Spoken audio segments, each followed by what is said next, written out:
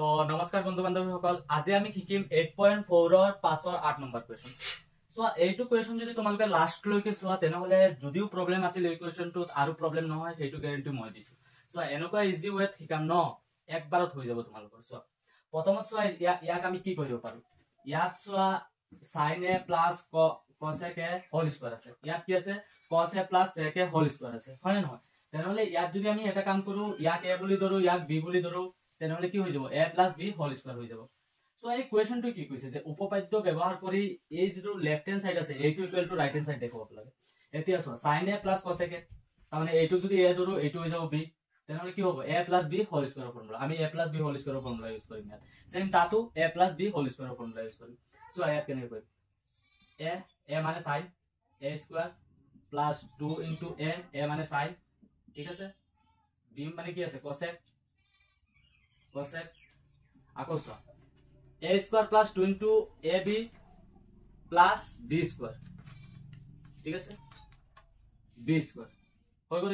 এইটো আমাৰ হৈ গল। এতিয়া আমি কৰিম এইটোকো আমি a plus b হোল স্কয়াৰৰ ফৰ্মুলা কৰিম। So a square plus 2 into a কি আছে আমাৰ হাতত cos আছে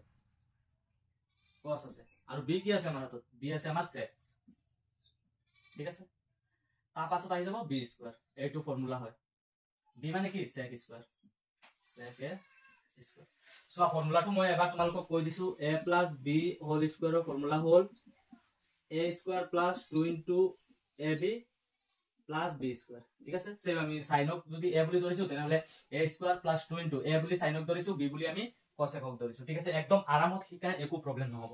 খালি a plus b হোল স্কয়াৰৰ ফৰ্মুলাত এই বস্তু কৰিব লাগে, দুইটা a plus b হোল স্কয়াৰৰ ফৰ্মুলা, ঠিক আছে।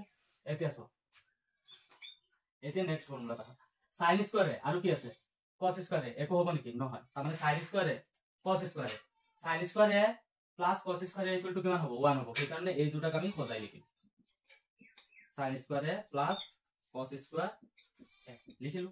তাৰ পাছত কি থাকি গল 2 into sin থাকি গল, হয় নহয়? এতিয়া চোৱা cosecক আমি কি লিখিব পাৰো, cosecক আমি 1 by sin বুলি লিখিব পাৰো, cosecক আমি 1 by sin বুলি লিখিব পাৰো। এইটো তোমালোকে আগতো পঢ়িছা আৰু যদি পঢ়া নাই তেনেহলে শিকি লোৱা। 1 by sinক আমি cosec বুলি লিখিব পাৰো, 1 by cosক আমি sec বুলি লিখিব পাৰো, 1 by tanক আমি cot বুলি লিখিব পাৰো, ঠিক আছে। এইটো ফৰ্মুলা চাই লোৱা, তিনিটা আৰু ইয়াৰ উল্টাকে আৰু তিনিটা হল। যেনে ইয়াত 1 by tan equal to cot, 1 by cot equal to tan হৈ যাব, সেম এনেকা, ঠিক আছে। এই ফৰ্মুলা কেইটা ইয়াত ইউজ কৰি চোৱা cosecক আমি কি বুলি লিখিব পাৰো 1 by sin বুলি লিখিব পাৰো। এতিয়া কিয় লিখিম 1 by sin, কাৰণ 1 by যদি sin cosecক আমি লিখো তেনেহলে sin ক্যান্সেল হৈ যাব।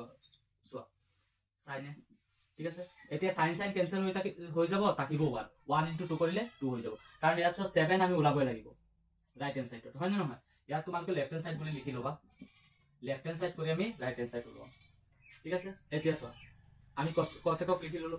এতিয়া থাকি গল কি cosec স্কয়াৰে, আৰু দুটা ফৰ্মুলা চোৱা, ঠিক আছে। এটা হল 1 plus cot square a equal to হবো cosec স্কয়ার, ঠিক আছে। তার মানে cosec স্কয়ার এর জায়গাতে আমি 1 plus cot স্কয়ার a বুলি লিখিব পাৰো।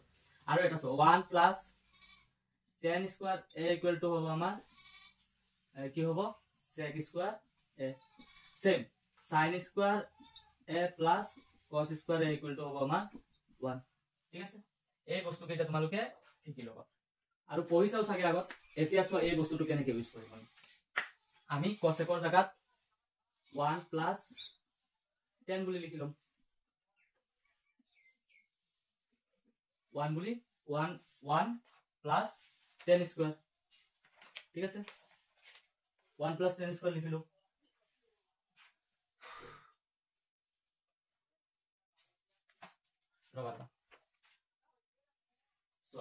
এতিয়া আমি cosec স্কয়ারক আমি কি বুলি লিখিব পাৰো প্লাস 1 plus cot স্কয়াৰ, ঠিক আছে। ইমান হল। এতিয়া চোৱা cosec স্কয়াৰ আমাৰ আগত আহি গল অলৰেডি ইয়াত, আৰু থাকিল কি plus 2 cos to cos same থাকিব cos, আৰু এটা বস্তু চোৱা এতিয়া secক আমি 1 by cos বুলি লিখিব পাৰো, ঠিক আছে। এইটো এটা ফৰ্মুলা আছে।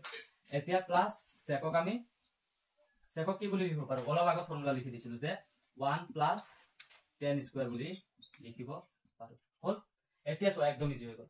ইয়াত হৈ যাব 1 প্লাস sin sin cancel 1 থাকিব আৰু 1 into 2 equal to 2 plus এটা 1 থাকিব থাকিল তাৰপিছত কি আহিব plus cot square আহিব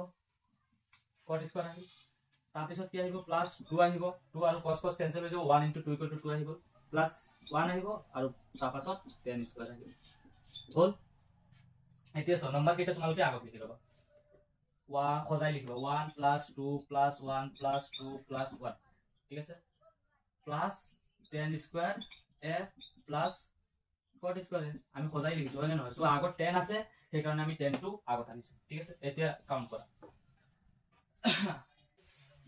কি হ'ব 1 plus 2 3 3 plus 1 4 4 plus 2 6 plus 1 7 7 plus tan square a plus cot square a হৈ গল proof ঠিক আছে proof হল নহয় একদম ইজি তাৰ মানে তিনিটা ফৰ্মুলা লাগিব এই অংক হৈ যাব যদি এনেকুৱা ধৰণৰ আৰু ভিডিও লাগে বা এনেকুৱা ইজি ওয়েত একদম সাধাৰণ ভাষাত যদি অংক শিকিবা ইচ্ছা আছে তেনেহলে চেনেলটো সাবস্ক্ৰাইব কৰি দিবা আৰু লাইক ফলো কৰি দিবা সো একদম সাধাৰণ a plus b হোল স্কয়াৰৰ ফৰ্মুলা ইউজ কৰিবা বাস হৈ যাব একো প্ৰবলেম নহব যদি আগত শিকাও নাই পুৰা ভিডিও দেখিছা তেনেহলে একবাৰত শিকি যাবা এইটো গ্যাৰান্টি মোৰ যিটো প্ৰবলেম হ'ব যিটো লাইন বুজা নাই সেইটো একবাৰ কমেন্ট কৰিবা মই ভালকে বুজাই দিম ঠিক আছে থ্যাংক ইউ